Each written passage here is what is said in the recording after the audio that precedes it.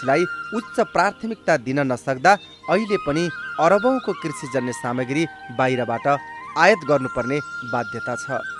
वैज्ञानिक खेती प्रणाली खेतीयोग्य जमिनलाई विनाश हुन नदिने, कृषिप्रति अभिरुचि राख्ने जो कसैलाई साथ र सहयोग दिने हो भने उत्पादनमा उल्लेख्य वृद्धि भई कृषिजन्य सामग्री आयात होइन निर्यात गर्ने वातावरण सहजै सिर्जना हुन सक्छ।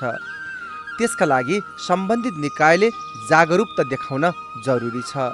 अहिले कृषि स्वरोजगारका लागि साझेदारी परियोजनाले लाखौं युवाहरू रोजगारी र कृषिमा आधारित उद्योगबाट उद्यमी बनाउन, उद्योगबाट लाभान्वित कृषकको क्षमता अभिवृद्धि गर्न महत्त्वपूर्ण भूमिका खेलेको छ।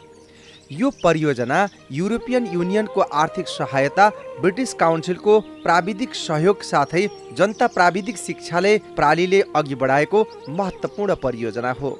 व्यावसायिक तालिम दिई बेरोजगारी न्यूनीकरण र रोजगारीको अवसर सिर्जना गरी समतामूलक र समावेशी आर्थिक विकास गर्ने लक्ष्यका साथ अगाडि बढेको यो परियोजनाबाट हजारौं युवाहरू लाभान्वित भई व्यावसायिक कृषिलाई अगाडि बढाएको देखिन्छ। व्यावसायिक कृषिमा जमेर लागेका युवा उद्यमीहरूको धारणा यस्तो छ। बोलेको बारेमा चाहिँ केही पनि आइडिया थिएन हैन। त्योभन्दा पहिला त हामी चाहिँ पहिला पालेको पनि थिएन। त्यसपछि चाहिँ अब यसको चाहिँ उत्पादनलाई चाहिने दाना पानीदेखि लिएर हरेक कुरा चाहिँ रोग औषधिदेखि लिएर हरेक कुरा चाहिँ अब भनौँ न आइडिया भइसक्यो। अब चाहिँ एक र दुई पालिसकेपछि तपाईँको त्यसअनुसार यसो चाहिँ उत्पादन टाइमिङ होइन हरेक कुराहरू चाहिँ अब चाहिँ सिकियो जानियो। अब चाहिँ त्यो अनुसार चाहिँ अब अगाडि बढ्नलाई भन्नु चाहिँ ठुलो भोल्युममा गरौँ भनेर आँट आयो भनौँ न। सुरुमा चाहिँ त्यो पनि थिएन होइन, कसरी के भन्नु पर्ने थियो। अब त्यो चाहिँ कन्फिडेन्स चाहिँ आयो नि, सकिन्छ भन्ने जस्तो पनि भयो। तपाईँ सहज चाहिँ धेरै सहज भयो तालिम लिइसकेपछि। अब चाहिँ यो अलिकति बोलेर अलिकति सेन्सिटिभ पनि हुँदै भएको भयो। यो कुखुरासँग हाम्रो लोकल टर्कीहरू जस्तो पनि त्यति चाहिँ गरेर नहुने रहेछ। अलिकति थोरै चाहिँ केयर गर्नु पर्दो रहेछ।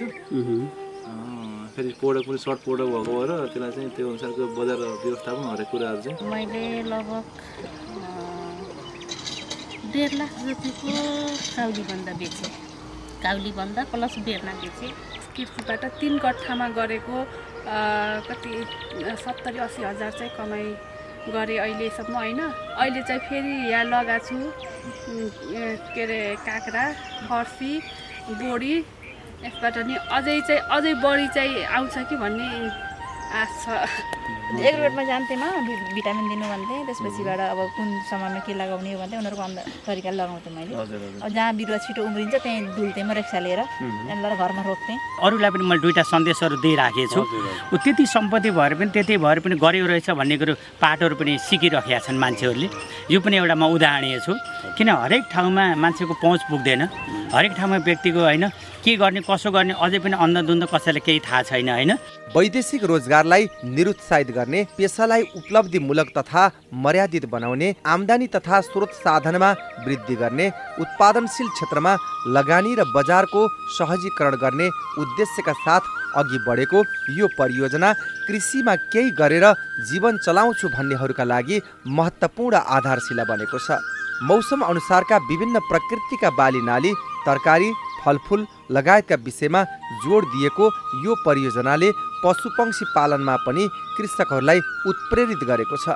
रूपन्देही, कपिलवस्तु, नवलपरासी जिल्लाहरूमा यसै परियोजना मार्फत सिप सिकेर व्यावसायिक कृषि पेसालाई अँगालेका कृषकले उत्पादन गरेको यी विभिन्न प्रकृतिका कृषिजन्य सामग्री देख्दा यो परियोजनासँग आबद्ध भई सिप सिकाउने र कृषिमा लाग्न प्रेरणा जगाउने कृषि विशेषज्ञ, कृषि प्राविधिकहरू कति जागरुक एवं क्रियाशील छन् भन्ने प्रमाणित हुन्छ। तालिम लिइसकेका प्रशिक्षार्थीहरूलाई उपलब्धिमूलक रोजगारी तथा व्यवसाय र अपेक्षित आम्दानी गर्न सक्षम गराउने परियोजनाको मूल उद्देश्य भएकाले रोजगार व्यवसायको स्तर उन्नतिमा सहजीकरण, परामर्श सेवा र उत्पादित सेवा वस्तुहरूको बजारीकरण गर्नमा प्राविधिक सहित सहयोग गर्ने यो परियोजना कृषिको माध्यमबाट केही गर्छु भन्ने युवाहरूको लागि सबैभन्दा महत्त्वपूर्ण मार्ग बन्दछ। बेला बेलामा विभिन्न क्षेत्रको अध्ययन अवलोकन भ्रमण गराइने, तालिम स्थलमा सैद्धान्तिक र प्रयोगात्मक सिपहरूको सिकाइ गराइने हुँदा व्यवसायीहरूले व्यवस्थापकीय, जनशक्ति व्यवस्थापन, कच्चा पदार्थको स्थिति, उत्पादित वस्तुहरूको बजारीकरण, लगानीको प्रावधान, व्यवसाय सञ्चालन गर्दा आइपर्ने चुनौतीहरू आदिको बारेमा व्यवसायी र प्रशिक्षार्थीहरूबीच अनुभव प्रदान गर्ने मौका प्राप्त गर्दछन्। निशुल्क सिप सिकी आत्मनिर्भर बन्ने प्रेरणा जगाएको यो परियोजनाको तालिम प्रदायक संस्था देउराली जनता प्राविधिक शिक्षालय हो। टिबिइटी प्र्याक्टिकल पार्टनरसिप सिप विकास कार्यक्रम हो, जुन नेपालको प्राविधिक तथा व्यावसायिक शिक्षा तालिम क्षेत्रमा अधिक प्रभावकारी नीति कार्यान्वयनलाई सुदृढ पार्नका लागि डिजाइन गरिएको हो।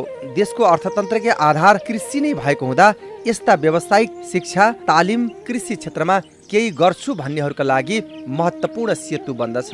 जे होस्, यो परियोजनासँग जोडिएर कृषि क्षेत्रमा देखिएको उल्लेखनीय सुधार देख्दा कृषिको क्षेत्रमा केही सुधार नदेख्ने, उत्पादन गरेर पनि सन्तुष्टिको सास फेर्न नसक्ने कृषकको लागि आशाको दियो जगाएको छ। व्यावसायिक कृषिको माध्यमबाट फड्को मार्न चाहने युवाहरूको लागि तालिम प्रदायक संस्था देउराली जनता प्राविधिक शिक्षाले गतिलो आधार बन्दैछ।